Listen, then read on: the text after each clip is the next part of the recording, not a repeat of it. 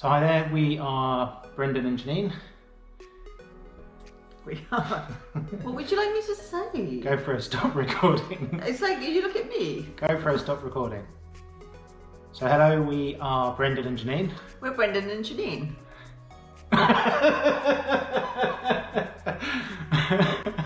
We've just got back. No, I can't do. Hi there. So we have just returned from the Dusseldorf Boat Show and very excited to share with you what our plans are. So I'm Brendan, this is Janine, and who's this little one? This is Zibby.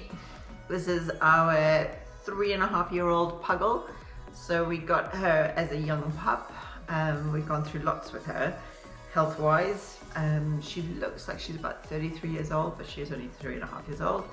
And this little pup is going to be coming on our grand adventure around the world on a catamaran. She's going to be our supermodel. She's going to be trying out all the best sailing wear. In fact, we've got her a nice little sailing outfit, a life jacket, but it's probably not the one you really want, is it?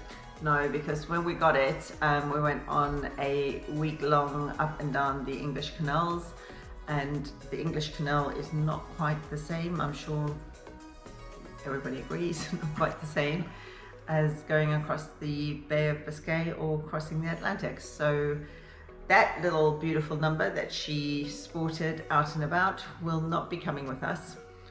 We will be getting a professional life jacket for dogs. Indeed. So if you've got any ideas, or if you know one who's got somebody who's creates special sailing life jackets for puggles or small dogs, then please let us know on the links below. We did see a really cool jacket, which you'll see now at the Dusseldorf show, but they didn't have a puggle as the model. It had a small rhinoceros, and well, it could be quite befitting. Very cute. So yes, so we've been watching the Vagabond, and we've been watching Ruby Rose, as well as Sailing Delos and Ran, and we've been doing that for the last 3 to 6 months. Every night, every evening, we'll watch another episode, and we've been catching up.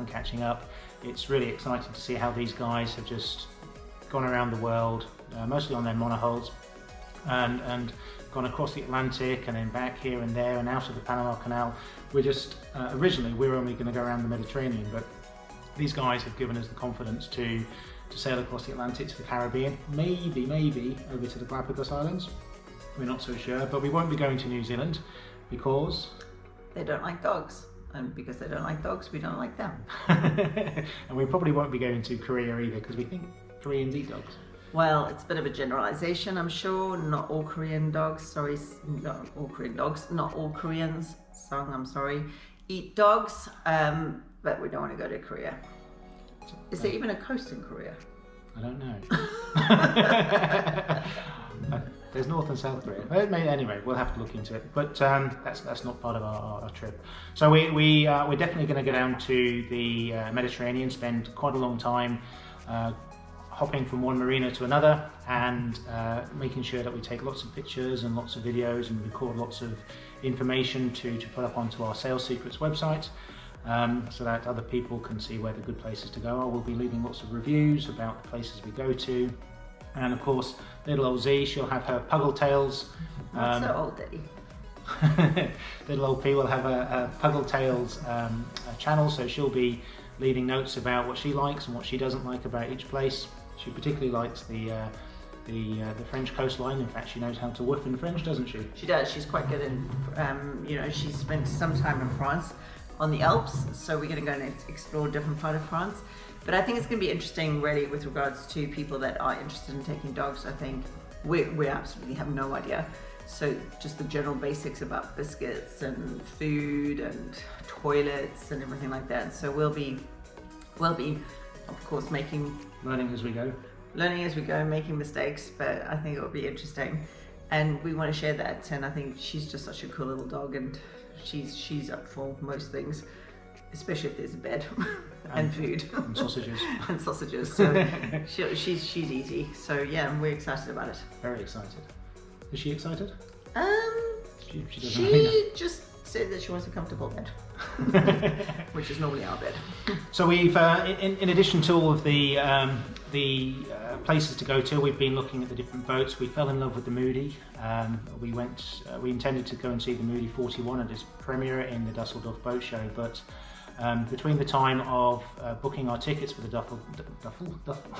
Dusseldorf Boat Show, we realised that many of the people we've been watching, like Nick and Teresa, as well as Riley and Elena, have decided to go for catamaran. So if it's good enough for them, then we should really be looking at those boats as well. So we spend quite a bit of time. I don't think it's so much the case of if it's good enough for them, it's good enough for us. I think it's more the case that there's something to learn about it. So where we really like the Moody, and we saw ourselves living in the Moody, now that we see these other couples and these other explorers going on to the catamarans, I think it's a case of, well, let's see what it's all about. And definitely when you go onto a catamaran, there's loads more space. It's more practical, I think, for living on. So yeah. And I suppose when I say good enough, I mean my concern was monohulls always seem to be a bit safer for doing cross Atlantics and doing some of those rough seas. But actually at the Dusseldorf Boat Show we also saw Jimmy Cornell, who's got more than 200,000 miles under his belt, and he's actually looking to sail a catamaran around the world, and he advised us to say outside of the plus of north of 35 and south 35, so as long as we stay within those boundaries we should be absolutely fine in our nice little catamaran. So it's just a case of choosing the right one. We're going to go down to the Grand Mott very soon in April, I think. Yes, it's April, and have a look around some of the cats that we didn't get to see at Dusseldorf. Yeah, so that would be great, and it's all just catamarans there. And I think a lot quieter than Dusseldorf, because we had loads of fun in Dusseldorf, but it was so busy, like, you get onto catamaran with 50 other people. So we're looking forward to going there. We have to book a hotel. We've got our flights. We said we'd do that today. Well, this weekend, yeah. So that's probably our next step. Actually, no, our next step is actually to sail the Naughty-Tech. Oh yes, on the demo. Yeah. On the demo, so that's actually our next big thing. And I guess it's also just getting the supermodel set up on an Instagram and getting the supermodel a great life jacket. But the life jacket I won't buy until we actually just about to go, I think, because she might put some weight on. No, she's supermodel. We never put weight on. So what else are we doing? So yes, we're doing the boat demo with Key Yachting. So Clarissa is going to show us around. Clarissa. It's going to show us around the Naughty-Tech Open 40, which we think is probably our preference at this stage. And then later on in April, we're going to do a sea survival course, aren't we? Oh yeah. You know, our safety and dog safety is very important. And of course then in May we're going to go back out to Croatia, which is where we got engaged, and we love Croatia so much, and we'll be sailing around Croatia. Hopefully this time Janine will learn a little bit more about how to drive and manage the boat on her own without me. Well, I think one of the things that we have done previously when we have been going out to Croatia or Greece is we've always raced off to the next marina, because marinas, they're nice tavernas and beer and groceries and stuff.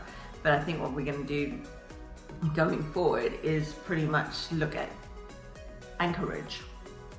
So getting our skills up better with anchorage, feeling more comfortable with anchorage, because I think when we're out and about sailing for a few years, I think we need to get better with that. Yeah, we can't spend every night in the marina, can we? No. And there's so many beautiful places. Plus, with a catamaran around the Mediterranean, it's a little tricky sometimes to find space, particularly in the summer, especially. So yeah, so we've been looking at the weather patterns. We've been looking at the Bay of Biscay. Really nervous about that, although people sometimes seem to take it in their stride. But if you get the right weather window, that's the most important thing. So that's pretty much it. Is there anything else? No, I think we've covered it. I think that we've pretty much shared as much as we're going to share and can share right now. Yeah, it's the very, very start of our great adventure. We're not even at the start of the line, really. So we are just full of excitement, full of high expectation, and looking forward to getting closer to actually making this a reality. And so we'll be doing a few more of these when we've got more to tell you. And of course, we'll be doing some more reviews when we're at the Grand Mott. So watch out for our next next little video. Bye bye for now.